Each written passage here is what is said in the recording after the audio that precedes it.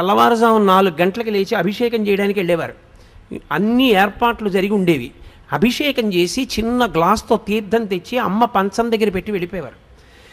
Every minute precious. ఆయన నడుస్తూ 10 అడుగులు 5 అయ్యేటప్పటికి విజయనరసింహ హోమ్కి వెళ్ళేవారు.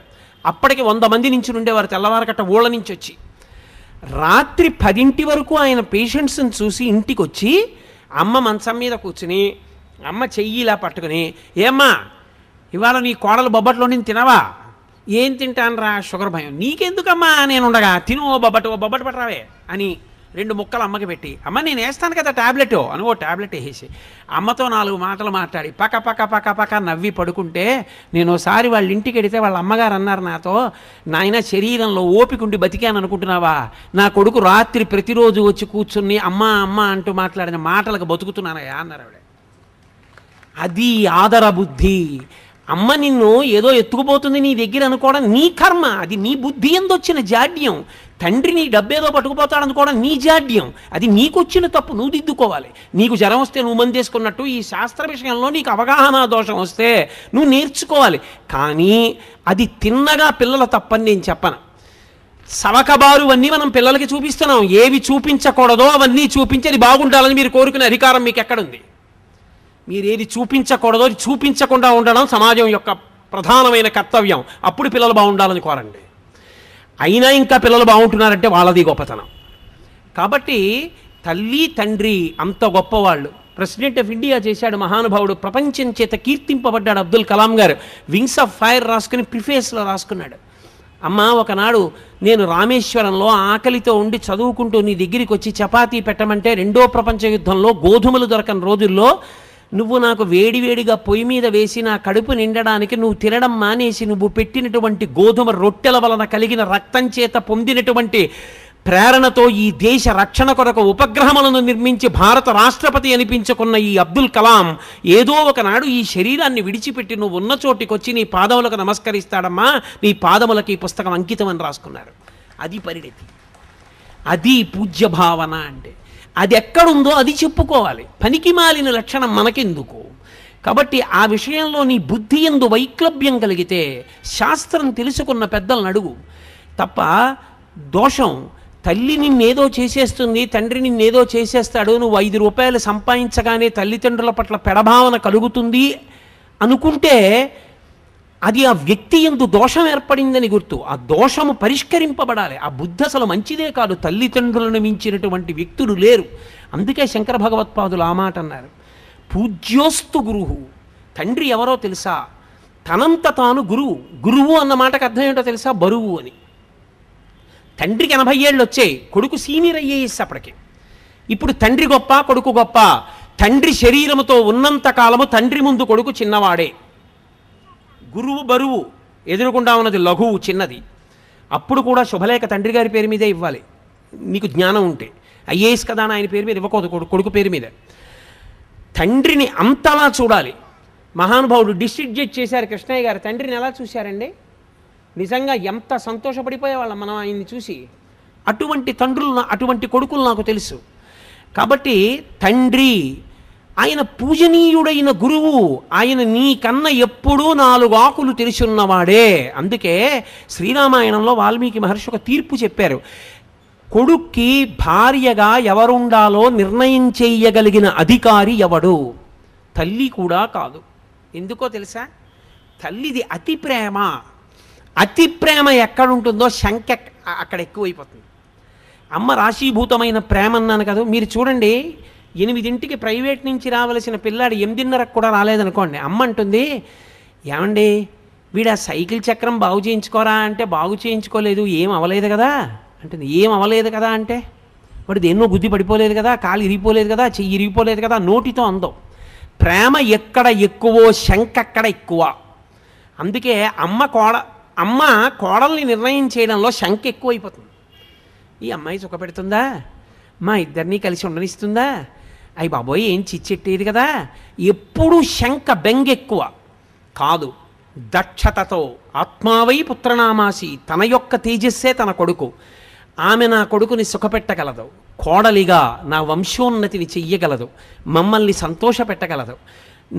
ఆ కొడుకు మనోభావాన్ని అర్థం చేసుకుని కోడల్ని తేగలిగిన వాడు తండ్రి ఒక్కడే. అందుకే శ్రీరామాయణంలో చాలామంది అనుకుంటారు ఏదో శివధనుర్భంగం అయింది, రామచంద్రమూర్తి సీతమ్మని స్వీకరించాడు అనుకుంటారు. తప్పు. అయోధ్యకాండలో అనసూయమ్మతో చెప్పింది సీతమ్మ తల్లి, మా ఆయన నన్ను అలా పెళ్లి చేసుకోలేదమ్మా, శివధనుర్భంగం చేస్తే మా తండ్రి గారు జనక చక్రవర్తి గబగబా పూర్ణ కలశం పట్టుకుని వచ్చారు, పట్టుకొని వస్తే ఆయన ఏం స్వీకరించలేదు నన్ను. ఆయన అన్నాడు, అయోధ్యాయా పితుశ్చందః అవిజ్ఞాయ పితుశ్చందః అయోధ్యాధిపతే ప్రభో, నాకు ఎవరిల్లాలుగా ఉండాలో నిర్ణయించవలసిన వాడు నా తండ్రి, నన్ను చదివించినవాడు, వశిష్ఠుడి దగ్గర బుద్ధి నేర్పినవాడు, విశ్వామిత్రుడితో పంపినవాడు, నిరంతరం నా కొరకు పూజ చేసేవాడు, నా గురుకు ప్రార్థన చేసేవాడు అయిన నా తండ్రికి నా పక్కన ఎవరు భార్యగా ఉంటే సుఖపడతానో తెలియదా? ఆయన నిర్ణయిస్తే నాకు భార్య. శివధనస్సెందుకు భంగం చేశానంటావేమో, క్షత్రియుణ్ణి ఎక్కుపెట్టే.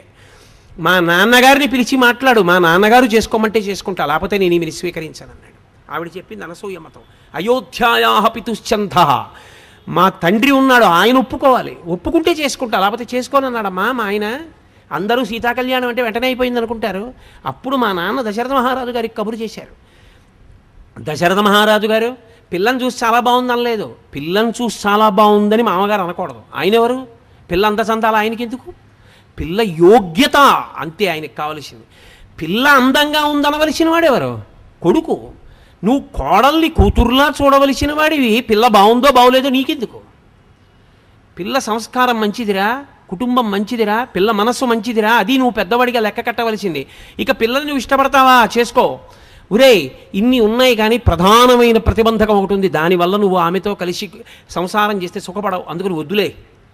మనోకోణంలో తీర్పు చెప్తాడు తప్ప శరీరగతమైన అందం మామగారికి ఎందుకు? దోషభూయిష్టం. అసలు మామగారు పెళ్లి చూపులకు వెళ్ళి ఆ పిల్ల బాగుంది, ఆ పిల్ల అంగుళం పొడుగ్గా ఉంది, ఆ పిల్ల తెల్లగా ఉంది, నీకెందుకు అవన్నీ? నీ కోడలా ఎవరనుకుంటున్నావు? మహాపాతకం మూట కట్టుకోకల్లా నీకెందుకు ఆమె అందచందాలు? నీ కొడుకుని అడుగు, ఎవరా నీకు నచ్చిందా? ఆ నాన్నగారండి నాకు చాలా నచ్చిందండి, శాబాష్, పూర్ణం, చేసుకో. నువ్వు సంస్కారం చూడు, అందచందాలు నీ కొడుకు చూడాలి. నువ్వు చూడకూడదు, నువ్వు చేసిన కొడుకు దగ్గరికి వెళ్ళి అమ్మాయి చాలా బాగుందిరా అంటావా? గడ్డి తినడానికి నీ వయసు దేనికి? అది అందుకోసం కాదు. మామగారు ఎవడు ఎలా ఉండాలో నేర్పింది శాస్త్రం. కాబట్టి అమ్మ మా ఆయన ఒప్పుకోలేదు. అప్పుడు రాముడు దశరథుడిని పిలిస్తే దశరథుడు ఏం చేశాడు? సీతమ్మని చూస్తానని సీతమ్మని చూసి బాగుందనలేదు. నేను చెప్తే నా గురించి గొప్ప అనుకుంటారు, ఇదిగో మా కులగురువుని తీసుకొచ్చా వశిష్ఠుడిని, వినండి మా వంశం గురించి అన్నాడు. వశిష్ఠుడు చెప్పాడు, ఉన్నవి లేనివి దోషాలు గుణాలు అన్నీ చెప్పాడు. అన్నీ మంచివే చెప్పలేదు. వీళ్ళ వంశంలో ఒక ఆయనకి కోపం ఎక్కువ, గురువునే శపించబోయాడు. అప్పుడు ఆ నీళ్లు ఆయన పాదాల మీద పడితే ఆయన కాళ్లే కాలిపోయి కల్మషపాదుడు అయ్యాడని చెప్పి అది కూడా చెప్పాడు. ఏం దాపరికం పెట్టుకోవాలా? జనకుడు తన వంశం తను చెప్పలా, పిలిచాడు పురోహితుడిని, నువ్వు చెప్పవయా మా వంశం అన్నాడు. ఇప్పుడు ఆయన చెప్పాడు. ఇప్పుడు విశ్వామిత్రుడు వశిష్ఠుడు శతానందుడు నిర్ణయం చేశారు, ఈ రెండు వంశాలు ఒకరితో ఒకరు వియ్యవందొచ్చని. పెద్దలు నిర్ణయించినారు గాన శుభలేఖమే చేసి నువ్వు ప్రేమించడం కాదు, పెద్దలు నిర్ణయించాలి. అందుకని ఇప్పుడు దశరథుడు ఒప్పుకున్నాడు, మా ఆయన నన్ను స్వీకరించాడమ్మా అంది సీతమ్మ. రామాయణం జాతికి నడవడిక నేర్పినటువంటి కావ్యం. కాబట్టి తండ్రి ఆయన దృష్టికోణము ఎప్పుడూ ఒక్కటే, నువ్వు సంతోషం, నువ్వు సంతోషం, నువ్వు సుఖంగా ఉండడం, నువ్వు సంతోషం, అదొక్కటే ఆయనకు కావాలి. నువ్వు దుఃఖపడ్డం ఆయన ఒప్పుకోడు. అటువంటప్పుడు నీ దగ్గర డబ్బు తీసేసుకుంటాడు, నేను ఏదో చేసేస్తాడు. ఆయన జీతం గురించి, నీ జీతం గురించి ఆయనకి తెలిస్తే నువ్వేదో బెంగపెట్టేసుకోవాలని నువ్వు ఎందుకు అనుకుంటావు? అనుకోవద్దు. తండ్రి అయిన ఉత్తర క్షణంలో ఆ పురుషుని యందు ఆ లక్షణం ఏర్పడిపోతుంది. కొడుకుని సుఖపెట్టాలి వచ్చేస్తుందంటే ఆ లక్షణం. కాబట్టి ఇది తల్లిదండ్రుల యొక్క లక్షణం. అందుకే జన్మతః గురువెవరు అంటే తండ్రే. అక్షరాభ్యాసం అందుకే తండ్రితో చేయిస్తారు. అంత సుఖపడాలి, వృద్ధిలోకి రావాలన్న హృదయంతో చేయిస్తాడు. కాబట్టి కొడుకు వృద్ధిలోకి వస్తాడని ఏ కొడుకుకైనా అక్షరాభ్యాసం తండ్రి చేయించడమే వేదం అంగీకరించిన ప్రమాణము. మీరు బాగా చదువుకున్నవారు కదండి, మీరు అక్షరాభ్యాసం చేయించండి అని అడగకూడదు. అసలు నన్ను ఎందరో వచ్చి అడుగుతుంటారయ్యా మీరు అక్షరాభ్యాసం చేయించండి ఒక్కసారి, మా మనవండి మా అబ్బాయిని, నేను చెయ్యనని చెప్తాను. నేను చెయ్యను, అలా చేయకూడదు. నువ్వెందుకు చెయ్యవు? నువ్వు తండ్రివి, నువ్వు గురువు, నువ్వు చెయ్యి అని చెప్తుంటాను. ఎక్కడో కొన్ని కారణముల చేత కొన్ని ప్రత్యేక పరిస్థితులలో అది ధర్మం అంగీకరించింది, అక్కడ నేను చెయ్యవలసిందే అన్న వాటిని మాత్రం సంవత్సరానికి ఒక్కసారి విజయదశమి నాడు పరదేవత దగ్గర కూర్చుని 2, 3 అక్షరాభ్యాసాలే చేయిస్తాను తప్పించి ఎప్పుడు ఎవరికి అక్షరాభ్యాసం చేయించను. ఎందుకంటే వేదం అలా అంగీకరించింది. తండ్రి చేయిస్తే వాడు వృద్ధిలోకి వస్తాడు. నీకు మంత్రం ఎవరు ఉపదేశం చేశారు ఉపనయనంలో? తండ్రే. ఎందుకు చేయించారు? ఇంకోళ్ళకి తెలియదా గాయత్రి మంత్రం? తండ్రి ఎందుకు చెయ్యాలి? గురుత్వం తండ్రిది. ఆయన పూజనీయుడు. ఆయన కన్న పూజనీయుడు లోకమునందు వేరొకడు లేడు. పూజ అన్న మాటకు అర్థం ఏంటో తెలుసా? ఎవరిని నువ్వు గౌరవిస్తే నీకు గౌరవం వస్తుందో దానికి పూజ అని పేరు. నేను భగవంతుడి పట్ల కృతజ్ఞుడనై పూజ చేస్తే లోకం నన్ను పూజిస్తుంది. అయా ఈయన కృతజ్ఞత ఉన్నవాడండి అని. తండ్రికి నువ్వు నమస్కారం చేస్తే లోకమంతా నీకు నమస్కారం చేస్తుంది. కృతజ్ఞత కలిగియుండుట, పూజనీయత పొందియుండుట, పూజించుట. తనంత తాను సహజ సిద్ధముగా పూజనీయుడు ఈ లోకమునందెవరు? తండ్రియే. ఆయన ఏం చదువుకున్నాడు, ఎంత చదువుకున్నాడు, ఎంత డబ్బు ఉంది, ఏం చేశాడు అనవసరం. నీకు తండ్రి పూజనీయుడు, అంతే శాస్త్రం. ఇప్పుడు మిగిలిన వాళ్ళు తండ్రి లేకపోతే అన్నగారిది. కానీ అన్నగారి ఎంత దోషం ఉన్నవాళ్ళు ఉంటారు లోకంలో. త్యాగరాజస్వామి వారి పెద్దన్నగారు లేడు, జపేశుడు ఉన్నాడు. నేను మొన్న తిరువాయూరు వెళితే ఇప్పుడు జపేశుని యొక్క వంశంలో వాళ్ళే అక్కడ అర్చకత్వం వహిస్తున్నారు. మేము 7వ తరం వాళ్ళమండి. అయ్యో గురువుగారు మీరు వచ్చారా, రండి మా ఒకసారి త్యాగరాజస్వామి వారు తిరిగిన ఇల్లు అవి చూపిస్తామని పాపం తీసుకెళ్ళి చూపించారు. వేరు మాట అనుకోండి. కానీ అన్నగారు జపేశుడు తమ్ముడైన త్యాగరాజస్వామి వారిని ఎంతో బాధ పెట్టాడు. కానీ శాస్త్రం ఏమంటుందో తెలుసా? ఆయన తప్పు చేశాడు, ఆయన యందు దోషం. నువ్వు తమ్ముడు, అన్నగారి పట్ల నువ్వు తప్పు పట్టవద్దు. ఆయన దోషభూయిష్ఠుడై ఉన్నాడు, ఈశ్వరుడు ఆయన మీద తగిన చర్య తీసుకుంటాడు. నువ్వు నీ వైపు నుంచి నీ ధర్మాన్ని నువ్వు పాటించాలి. అన్నకు ఒక నమస్కారం చేసి వెళ్ళిపోవడమే. ఎదురుపడి తిరగబడవద్దు. అన్న చెడ్డవాడైతే ఒకనాడు మారతాడు. కానీ అసలు యథార్థమునకు మానవీయ సంబంధముల యందు అన్నదమ్ములకు ఉండవలసిన లక్షణమేమి అంటే వాల్మీకి మహర్షి రామాయణంలో ఒక మాట చెప్పిస్తారు రాముడితో. ధర్మమర్థంచ కామంచ పృథివీంచాపి లక్ష్మణ ఇచ్చాపి భవతామర్థే ఏతత్ ప్రతిశృణోమితే అంటాడు. ధర్మము, అర్థము, కామము ఈ 3 నా తోబుట్టువులు అనుభవించిన నాడు తప్ప నేను అనుభవించనన్నాడు రాముడు. అది అందుకే చిట్ట చివర పట్టాభిషేకానికి విమానం దిగినప్పుడు క్షవరం చేయించుకోవయ్యా అంటే తమ్ముళ్ళ వంక చూశాడు. అడగకపోయినా అరణ్యవాసం చేయమని నా వెంట వచ్చి లక్ష్మణస్వామి జుత్తు చూడండి. రాజ్యం తల్లి తెచ్చి ఇచ్చినా అక్కర్లేదని నందిగ్రామంలో కూర్చుని మహానుభావుడు పాదుకలు సింహాసనం మీద పెట్టి పరిపాలించిన భరతుడి జుత్తు చూడండి. వాళ్ళు జుత్తు తీసుకోకుండా నేను జుత్తు ముందు తీసుకుని సహేగంగా తయారవనా? ముందు తమ్ముళ్ళకి తీయండి, తర్వాత నేను తీసుకుంటానన్నాడు. అది అన్నగారంటే. ఉండరా దోషభూయిష్టమైన అన్నదమ్ములు ఉంటారు, కానీ లోకంలో ఆదర్శవంతమైన అన్నదమ్ముల్ని తీసుకోవాలి. అందుకే శ్రీరామాయణ కావ్యం ఒక్కటే లోకమునకు ఎన్నో నేర్పుతుంది. మీరు చూడండి, వాలి సుగ్రీవుడు భార్యను కూడా వాలెత్తుకుపోతాడు. అదో అన్నదమ్ములు. వాలి చచ్చిపోయాడు, సుగ్రీవుడు మిగిలాడు. రావణ విభీషణ కుంభకర్ణులు. విభీషణుడు ధర్మాత్ముడు, ఎంత చెప్పాడో అన్నయ్య వద్దన్నయ్య, అన్నయ్య వద్దన్నయ్య. తమ్ముడు చెప్పాడు, వినలేదు, బయటికి గెంటేశాడు. రావణుడు చచ్చిపోయాడు, కుంభకర్ణుడు చచ్చిపోయాడు, విభీషణుడు మిగిలాడు. ఈ విభీషణుడు ఈ సుగ్రీవుడు రామపట్టాభిషేకానికి వచ్చారు. విమానంలోంచి రామచంద్రమూర్తి కిందకి దిగుతున్నారు. భరతుడు పరుగున వెళ్ళి నేల మీద పడి నమస్కారం చేసి చెప్పుల జత తీసుకొచ్చి, అన్నయ్య 14 ఏళ్ళు అడవుల్లో తిరిగావన్నయ్య నా వల్ల, మా అమ్మ కోరబట్టి, అన్నయ్య తొందరగా చెప్పులు వేసేసుకో అన్నయ్య అని కాళ్ళ కింద చెప్పులు పెట్టాడు. మొదట ఏడిచిన వాళ్ళు ఎవరో తెలుసా? సుగ్రీవుడు, విభీషణుడు. అరే అంత తపస్సు చేసినవాడు రామ, అన్నయ్య 3 లోకములను శాసించినవాడు చచ్చిపోయాడు రా, అనవసరంగా అన్నీ చెప్పేశాను, ఇలా మేము కలిసి ఉండలేకపోయాను రా, ఆ అన్నయ్య చచ్చిపోయాడు. ఎంత గొప్పవాడు రా కుంభకర్ణుడు, పాపం నిద్రపోతూ లేచి అన్నం తిని పడుకునేవాడు రా, బ్రహ్మగారి శాపానికి చచ్చిపోయాడే. కళ్ళొత్తుకున్నాడు. సుగ్రీవుడు, అరే ఇంద్రాంశలో పుట్టాడు మా అన్న, ఏడి చచ్చిపోయాడు అని తమ్ముడు కళ్ళొత్తుకున్నాడు. నువ్వు కలిసి ఉన్న అన్నదమ్ముల్ని చూసి నువ్వు ఏడిచే రోజు తెచ్చుకోకు. నువ్వు కూడా కలిసి ఉండడం జీవితంలో నేర్చుకో. కానీ ఒక్కటి మాత్రం నేను యథార్థం చెప్తున్నాను, ఇది చెప్పినంత తేలిక మాత్రం కాదు. ఎందుకో తెలుసా? అన్నగారు మహాధర్మాత్ముడైతే అన్నగారి మొహం చూడడానికి ఇష్టపడని తమ్ముళ్ళు నాకు తెలుసు. ఆయన మహాధర్మాత్ముడు. ఆయన తమ్ముడు సొమ్మెత్తుకుపోయేవాడు, తమ్ముడు పాడైపోవాలని కోరుకునేవాడు కాదు. ఎప్పుడూ తమ్ముడు వృద్ధిలోకి రావాలని కోరుకునేవాడే. అయినా అన్నగారి ముఖం చూడని తమ్ముళ్ళు నాకు తెలుసు. తమ్ముడు చాలా యోగ్యుడే, కానీ తమ్ముడి ముఖం చూడని అన్నలు నాకు తెలుసు. అటువంటి వాళ్ళు మాత్రం నా ఎరుకలో ఉన్నారు. దీనికి పరిష్కారం ఎవరి చేతిలో ఉందని అడిగారు. తల్లిదండ్రులు చూస్తారు. వాళ్ళ తృప్తి కొరకు నువ్వు చెయ్యాలి. అందుకే ఎంత కొట్టుకు చచ్చిపోయినా ఒక్కసారి మాత్రం కలుసుకోమని చెప్పింది శాస్త్రం. అప్పుడు కూడా కలుసుకోకపోతే ఇక ఆ అన్నదమ్ములు మేము ఫలానా వారి కొడుకులవండి అని చెప్పుకోవడానికి అనర్హులు. తండ్రి కానీ తల్లి కానీ చనిపోయిన రోజు వస్తే అన్నదమ్ములు ఆ రోజున కలిసి ఆ ముందు పుట్టినవాడి చెయ్యి కింద పెట్టి వెనక పుట్టిన వాళ్ళు పైన చేతులు పెట్టాలి. అక్షయతృప్తి ద్వారా పునరావృత్తిరహిత శివసాయుజ్య సిద్ధ్యర్థం అని చెప్తూ నీళ్లు పోస్తాడు. ఆకరణ పుట్టినవాడు పోసిన నీళ్లు అక్షతలతో కలిపి పెద్దవాడి చేతి మించి కింద పడాలి. తండ్రి అప్పుడు వచ్చి చూస్తాట, అరే ఇద్దరిని కన్నాను, పెద్దవాడు తద్దినం పెడుతున్నాడు, నీళ్లు ఒడిచిపెడుతున్నాడు, వాడు రాడు, వీడు పిలవడు, వీడు బుద్ధి చెప్పలేదు, వీడు గట్టిగా చెప్పలేదు, వీడిది తప్పే అని ఏడుస్తూ పుచ్చుకుంటాట నీళ్లు. మరి 3 తరాలు ఉండద్దు దక్షిణ దిక్కున పితృస్థానంలో. కాబట్టి అన్నదమ్ములన్న వాళ్ళు తమని కన్నవాళ్ల యొక్క కనీస గౌరవాన్ని దృష్టిలో పెట్టుకున్నప్పుడు 50 ఏళ్ళు వచ్చేసాయి అన్నకి, ఎన్నాళ్ళు ఉంటాడు?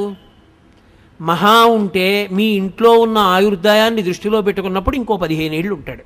ఇంకొక 15 సంవత్సరాలు ఆయన బతికితే ఆయన తెలివేసి ఉండేది 7.5 సంవత్సరాలు. ఒక రాత్రి నిద్రపోతాడు కాబట్టి 7.5 సంవత్సరాల్లో ఆయన ఏడాదికి నీ దగ్గరికి వచ్చి మాట్లాడితే ఏడాదికి 2 రోజులు కలుసుకుంటారు.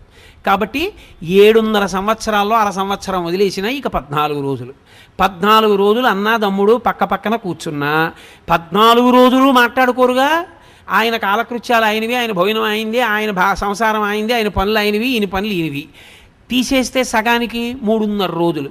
ఇక 50 ఏళ్ళు వచ్చిన అన్నగారు తన తమ్ముడితో కలిపి ఈ జన్మకి మేము తల్లిదండ్రుల బిడ్డలమని మాట్లాడుకునేటటువంటి అవకాశం ఏమైనా మిగిలితే 65 ఏళ్ళు బతుకుతాడు. వాళ్ళ ఇంట్లో ఉన్న ఆయుర్దాయాన్ని లెక్క కట్టినప్పుడు అనుకుంటే ఇక వాళ్ళిద్దరూ కలిసి మాట్లాడుకునేది 3 రోజులు. 3 రోజులు మాట్లాడుకునేదానికి దేనికి మీ ఇద్దరు దెబ్బలాడుకుని అన్న ముఖం చూడని తమ్ముడి దగ్గరికి వెళ్ళలేని అన్నగా మారారు. సిగ్గుపడద్దు. అది ఆ అనుబంధాన్ని అర్థం చేసుకున్నప్పుడు ఎందుకు కలిసి ఉండలేవు నువ్వు? ఎందుకు సంతోషంగా ఎక్కడ మీ ఇద్దరికీ అభిప్రాయ భేదం లేదో ఆ విషయాన్ని మీ ఇద్దరు మాట్లాడుకుని వెళ్ళిపోతే సరిపోయిందిగా. ఏది అభిప్రాయ భేదమో దానికి ఎందుకు చొక్కా పట్టుకుంటారు? ఏది ఇద్దరు కలిసి ఉండగలరు. నీకు దోసకాయ పప్పు ఇష్టం, అన్నయ్య వచ్చాడు దోసకాయ పప్పు ఇవే, అన్నయ్య నీకు దోసకాయ పప్పు ఇష్టం రా, ఇంకొంచెం వేసుకో అని తమ్ముడు గరిటితో ఇలా వేశాడు అనుకోండి. 50 ఏళ్ళు దాటిపోయిన అన్నగారికి తమ్ముడు అన్నయ్య నీకు దోసకాయ పప్పు ఇష్టం అన్నయ్య అని ఒక్క గరిటె దోసకాయ పప్పు వేస్తే అన్న పొందేటటువంటి ఆనందం మీరు ఆలోచించండి. చూడవే వాడంతా గుర్తుపెట్టుకుని దోసకాయ పప్పు ఏమని అన్న దోసకాయ పప్పు వేసాడే ఎంత పొంగిపోతాడు. అది చాలు ఆయనకి ఏమైనా ఉంటే మారిపోవడానికి. అరే ఆ ఒక గరిటె దోసకాయ పప్పు అన్నయ్యని ఇంటికి పిలిచి పెట్టడానికి నీకు ఐశ్వర్యం పాడైపోయిందా? ఏమి నీ కర్మ? ఎందుకు దెబ్బలాడుకున్నావు? దేనికి మాట్లాడవు? ఇది మనస్సు యందు ఏర్పడినటువంటి దోషం. దీన్ని దిద్దుకోవాలి. 50 ఏళ్ళు వచ్చి నీకును 45 ఏళ్ళు వచ్చిన తమ్ముడికి ఎవరు పాఠం చెప్తారు? తెల్లవారు లేస్తే 50 మందికి నువ్వు చెప్తున్నావా? నీకెవరు చెప్తారు వచ్చి? ఇది కర్మ. దీన్ని మార్చుకోవాలి. మార్చుకుని మనసుని సంస్కరించుకోవలసి ఉంటుంది. అది లేనినాడు ఆ మానవీయ సంబంధములకు అర్థం లేదు. రాముడు ఏడిచాడు, బ్రహ్మాస్త్రం వేస్తే లక్ష్మణుడు పడిపోతే ఆయన ఏడిచిన ఏడుపు మీరు చదివితే రామాయణంలో అసలు మానవీయ సంబంధములకున్న అందం తెలుస్తుంది. ఆయన అన్నాడు, దేశే దేశే కలత్రాని దేశే దేశే చ బాంధవాహ.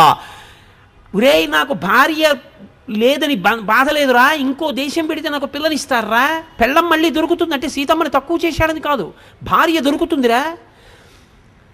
కానీ అమ్మకి నాన్నకి పుట్టిన వాళ్ళము అన్న వాళ్ళల్లో తోడ పుట్టినవాడన్నవాడు ఇక మళ్ళీ నాకు రాడుగా, దశరథుడు చచ్చిపోయాడుగా, ఇంకెక్కడి నుంచి వస్తారా తోడ పుట్టిన వాళ్ళు? నువ్వు వెళ్ళిపోయావా నాకన్నా ముందని ఏడిచాడు. అది అన్నదమ్ములంటే. రామాయణాన్ని మీరు చదివితే అసలు ఒక అన్నగా, ఒక తమ్ముడిగా, ఒక కొడుకుగా, ఒక బావగా, ఒక అల్లుడిగా అసలు ఎలా నిలబడాలో, ఎలా మాట్లాడాలో, ఎలా ప్రవర్తించాలో అర్థమవుతుంది. ఈ దేశానికి వచ్చిన పెద్ద దరిద్రం ఎక్కడొచ్చిందంటే రామాయణ భారత భాగవతములు లౌకిక రాజ్యం అన్న పేరుతో చెప్పకూడదన్న మాట పిల్లలకి ఎప్పుడు ప్రారంభమైందో అక్కడ ప్రారంభమైంది పతనం. రామాయణ భారత భాగవతాలు పిల్లలకి చెప్పడం పాఠ్యాంశములుగా మారితే అప్పుడు నిజంగా అర్థమవుతుంది. సుఖమన్న మాటకు అర్థం ఏమిటో రామాయణం వింటే అర్థమవుతుంది.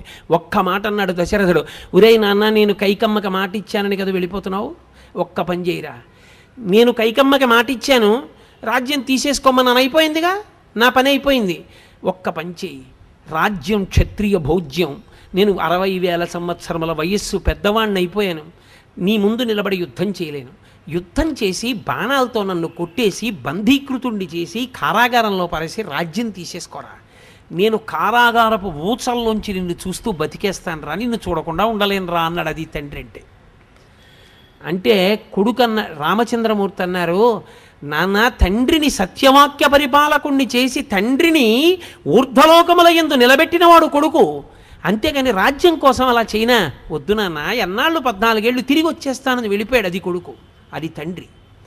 రామాయణం చెప్పకుండా చెప్తుంది రాముడంటే, తండ్రి అంటే ఏమిటో, కొడుకంటే ఏమిటో. తండ్రి ఎంత వెంపర్లాడతాడో రామాయణంలో ఒక మాట చెప్తాను మీకు. కౌసల్య వెళుతోంది, రాముడు అక్కడ కొండ మీద ఉన్నాడని తెలిసి, దర్భలు దక్షిణ దిక్కుకి కొసలుండేటట్టుగా పెట్టబడి దాని మీద గారపిండి ముద్దలు కనబడ్డాయి. కౌసల్య నేల మీద పడి గుండెలు బాదుకుని ఏడిచింది. నా కొడుకు రాముడు గారపిండి ముద్ద తింటున్నాడు, తినడానికి పళ్ళు కూడా లేవన్నమాట అంది. ఎలా తెలుసని అడిగారు. కొసలు దక్షిణ దిక్కుకున్నాయి అంటే తద్దినం పెట్టాడు. ఎవరికి పెడతాడు? తండ్రికి పెట్టాడు. చచ్చిపోయాడని తెలిసింది. తను ఏం తింటున్నాడో దాంతోనే తద్దినం పెట్టాలి. తండ్రి చనిపోయిన తరువాత కూడా కొడుకు ఏది తింటున్నాడో అంతకన్నా ఎక్కువ పెట్టమని అడగడం, అప్పు చేసి తద్దినం పెట్టమని కూడా అడగడం. అందుకే తండ్రికి తద్దినం పెట్టేటటువంటి మార్గం చెప్పింది. నువ్వు తద్దినం కూడా పెట్టలేకపోతే, నాన్నగారి తద్దినం కూడా పెట్టలేకపోతే, తద్దినం వచ్చిన తిథి నాడు మధ్యాహ్నం 12 గంటలకి లేచి నిలబడి గుమ్మం వంక 2 చేతులు ఇలా అంటే చాలు, తండ్రి సంతోషపడిపోయి ఆశీర్వచనం చేసి వెళ్ళిపోతాడు. నాన్నగారండి ఏమీ లేదు పెట్టడానికి అని ఇలా అంటే చాలు, ఆశీర్వచనం చేస్తాడని వేదం చెప్తోంది. అమావాస్య నాడు 12ంటికి అలా చెప్పమని చెప్పింది, పితృతిథి కాబట్టి. తండ్రి పెట్టమని అడిగేవాడు కాడు. తండ్రి నీకేదుందో దాంతో పెట్టు, అది శ్రాద్ధము. శ్రద్ధ, సా శ్రద్ధ కలితా సిద్ధి ఇలా వస్తూపలభ్యతే అంటారు శంకరులు. అది తండ్రితనం అంటే. శరీరం విడిచిపెట్టాక కూడా కొడుకు గురించి అలా ఆలోచిస్తాడు. నా కొడుకు గారపిండి ముద్దలు తింటున్నాడు, అందుకే గారపిండి ముద్దలతో తద్దినం పెట్టాడని ఏడిచింది కౌసల్య. రామాయణాన్ని రామాయణంగా మీరు చదవండి. మానవీయ సంబంధముల గురించి కోటేశ్వరరావు ఉపన్యాసం చెప్పక్కర్లేదు. రామాయణం చదువుకోకపోవడం, కోట్ల రూపాయల ఆస్తి ఉన్నా, ఇంట్లో ఎన్ని పనికిమాలిన వస్తువులున్నా శ్రీరామాయణం 7 కాండలు కనపడకపోవడమే జాతి దరిద్రానికి కారణం. శ్రీరామాయణం చదువుకోవడం అలవాటైతే నువ్వు ఎలా బ్రతకాలో అలా బ్రతకగలవు. నీకెవ్వరూ ఏమీ చెప్పక్కర్లేదు. ఒరే నాన్న నువ్వు ఇలా ఉండరా అని చెప్పక్కర్లా. మంచి కొడుకు, మంచి అల్లుడు, మంచి తమ్ముడు, మంచి అన్న, మంచి పౌరుడు అన్నీ నువ్వే. అది తల్లిదండ్రులంటే. కాబట్టి తల్లిదండ్రులను నింద చేయవద్దు. పరమ పూజనీయుడు తండ్రి. ఇంకింతకన్నా ఏం చెప్పాలి తండ్రి గురించి? ఎక్కడ శాస్త్రాలు తక్కువ చేసి చెప్పాయి. నువ్వు చదువుకోపోతే నీ తప్పు. శాస్త్రం మీదకి ఎందుకు నెడతావు? తల్లితో సమానమైన స్థానము తండ్రికి కల్పించలేదు అని నువ్వు తీర్పోటా మళ్ళీని. ఎక్కడా అలా చెప్పలేదు. అలా చెబితే నేను అంగీకరించను. ఎందుచేత ఏ పురాణము, ఏ కావ్యము, ఏ స్మృతి, ఏ ఉపనిషత్తు అలా చెప్పలేదు. తండ్రి తండ్రే, తల్లి తల్లి. అలా ఇద్దరు ఉండకపోతే ఆ బండి నడవదు. అంతే. అలా నడవాలి అంటే వాళ్ళిద్దరి యందు అటువంటి లక్షణములతో వాళ్ళు సమైక్యం అయితేనే నిలబడుతుంది కుటుంబం. కాబట్టి అది తల్లిదండ్రులు. అది అర్థం చేసుకున్న నాడు నువ్వు వృద్ధిలోకి వస్తావు. ఇక వైదిక సంబంధము అని ఒకటి ఉంటుంది. సరే, నేను దాని గురించి ఇంకా ఎక్కువగా మాట్లాడితే ఎంతకని నేను మాట్లాడగలను. దేహ సంబంధం, పుట్టుకతో వచ్చే సంబంధాలు అవన్నీ, అన్న తమ్ముడు అక్క చెల్లి ఇవన్నీ తీసేస్తానండి అంటే మీరు తీసేయలేరు. పినతల్లి పెదతండ్రి అంతే, ఆ పుట్టుకతో వచ్చేసింది. వైదిక సంబంధము వేదము వలన ముడిపడుతుంది. ఆ సంబంధం వేదమును ప్రమాణము చేసుకుని ముడిపడుతుంది. అందుకే అగ్నిసాక్షిగా అంటారు. పెళ్ళి అగ్నిసాక్షిగా ఎందుకో తెలుసా? కన్యాదాత గారు కాదు పిల్లనిచ్చేది, అగ్ని ఇస్తాడు. అగ్ని ఇస్తే నువ్వు పుచ్చుకున్నావు కాబట్టి వృద్ధి.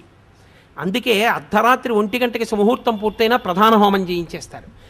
వివాహమునందు బాగా జ్ఞాపకం పెట్టుకోండి నేను చెప్పే మాట. వివాహమునందు 3 ఏకం చేస్తారు. ఈ 3 ఏకం చేసిన కారణం చేత ఇద్దరు ఒకటవుతారు. ఏ 3 ఏకం చేస్తారు అని అడిగారు. వేదమంత్రములను ప్రమాణముగా, వేదమును సాక్ష్యముగా, అగ్నిహోత్రుణ్ణి ప్రధానమైన దేవతగా స్వీకరించి 3 కలుపుతారు. ఏకపాత్రా భోజనము, పెళ్ళైన రోజు కాదు, యథార్థమునకు భర్త తిన్న విస్తట్లో భార్య తినేది పూర్వం. నాకు బాగా తెలుసు. పత్నీభాగం అని బూరె తిని చాలా బాగుందనుకోండి బూరి, ఆయన రెండో బూరె వేయమని నెయ్యి వేయించుకొని బూరి సగం తిని వదిలిపెడతాడు. అర్థం ఏమిటో తెలుసా? చాలా బాగుంది బూరి, నీకోసం వదిలేను. ఆ ప్రేమతో కలగలుపుకుని తింటుంది భార్య ఆ విస్తట్లో. అందరి పత్ని భాగం వదిలేడండి ఆయన అని వెటకారం ఆడతారు ఇప్పటికీ.